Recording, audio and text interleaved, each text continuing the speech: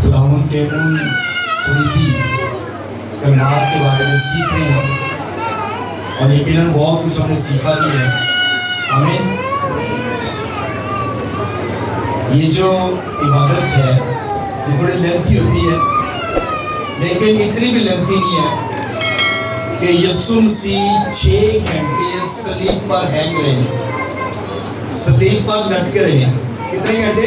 6 घंटे। हम कितने घंटे की बात करते हैं? 3, 3.5, 4 घंटे की, 3.5 घंटे। 3 घंटे बहुत हो जाते हैं। लोग कहते हैं वो बड़ी लंबी बात होगी, थक भी जाते हैं।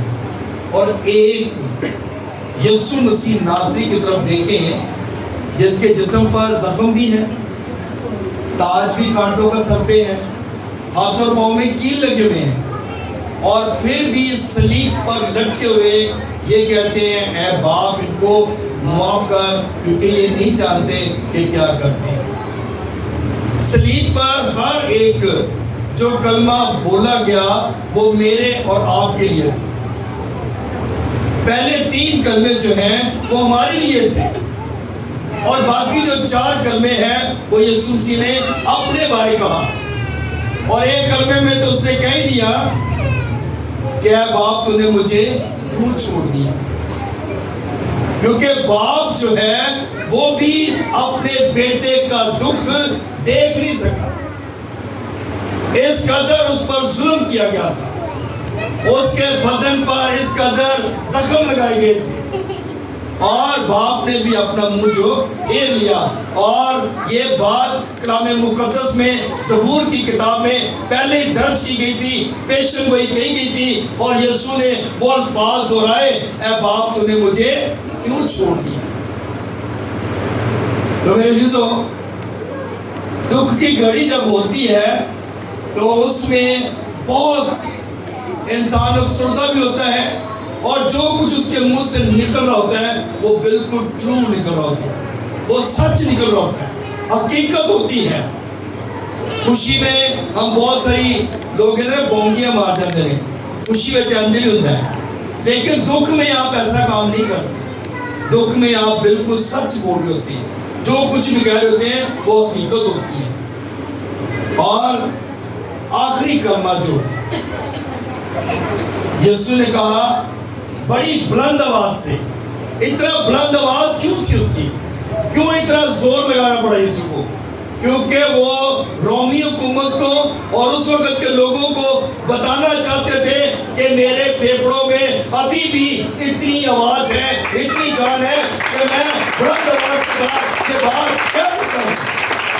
क्योंकि उन्होंने तो कुछ नहीं छोड़ा था, उन्होंने तो अपनी तरफ से पूरी कोशिश की थी, भाला भी जो है उसकी पसली में लगा दिया था ताकि जितनी भी हवा है उसके बदन में से निकल जाए, उसका जो दम है वो जल्दी निकल जाए। लेकिन सुने बुलंद आवाज से कहा ऐ बाप मैं अपनी रूह तेरे हाथों में सौंपता हूँ। और ये बात भी पहली पेशन गोई की गई थी कि यीशु के बारे में ये बात कही गई थी, और यीशु ने ये बात खुद भी कही थी कि मुझे अपनी जान अपनी रूह देने का भी इख्तियार है और फिर वापस ले लेने का भी इख्तियार है। तो मेरे चीजों, हमारा जिंदा खुदा जो है वो अपनी जान, कोई उसकी जान लेता नहीं है, किसी ने उसकी जान ली नहीं है, बल्कि उसने खुद अपनी जान जो है वो दी है, और अपने रूह जो है वो अपने बाप के हाथों में सौंपा है। इसलिए सौंपा ताकि वो दोबारा अपने रूह को वापस ले सके। हालेलुया।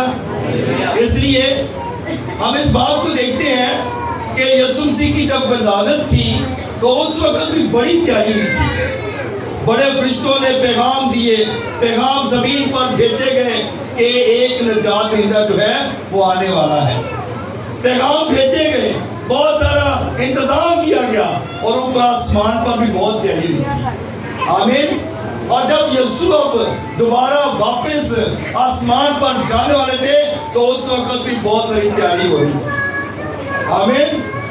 क्योंकि उस वक्त इसलिए तैयारी हो रही थी कि एक بادشاہ جو ہے بلکہ بادشاہوں کا بادشاہ جنگ جیت کر بلکہ فتح مندی کے ساتھ واپس اپنے مقام میں آ رہا ہے، اس لیے اس کے لیے بہت زیادہ تیاری جو تھی وہ کی جا رہی تھی، اور فرشتے اس بات کے لیے تیار تھے کہ ہمارا جو نجات دہندہ ہے، ہمارا جو بادشاہ ہے وہ واپس آ رہا ہے۔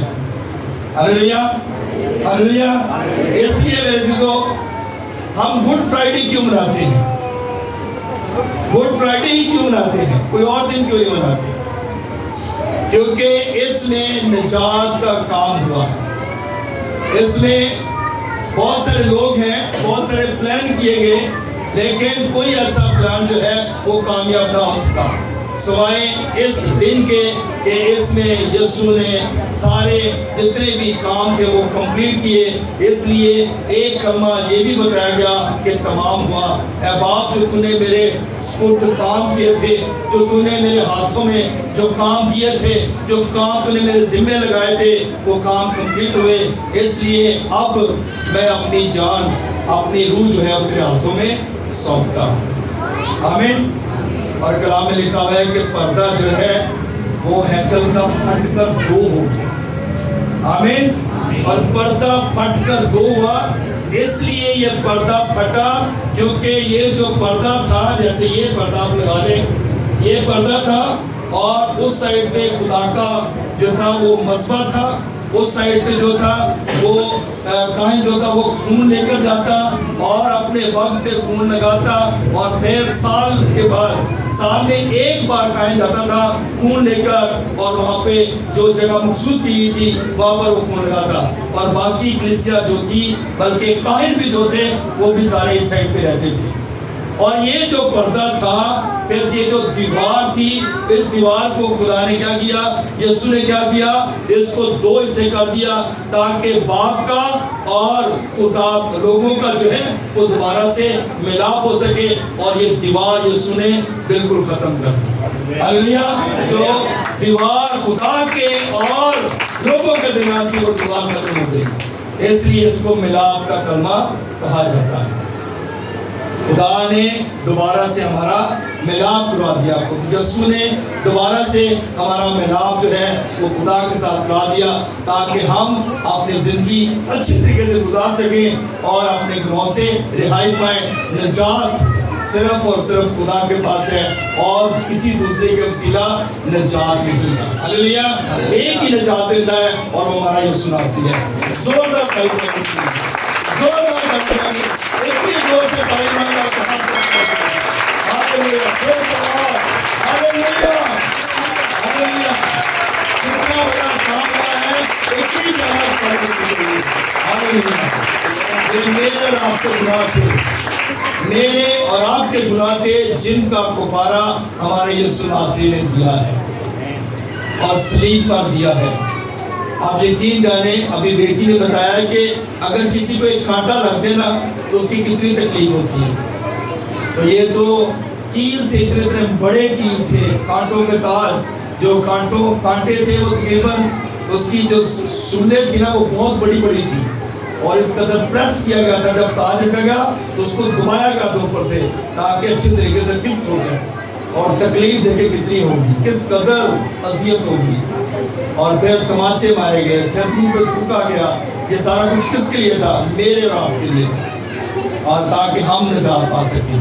تو میرے عزیزو، آج خداوند نے اس ساری دیوار کو ختم کیا اور دوبارہ سے ملاپ کرا دیا تاکہ ہم نجات پائیں اور اس جگہ پہ جائیں جہاں نہ رونا نہ دانتوں کا پیسنا ہے، بلکہ اس جگہ پہ جائیں جہاں سونے کی سڑکیں ہیں اور ہم اپنے خدا کا دیدار کریں۔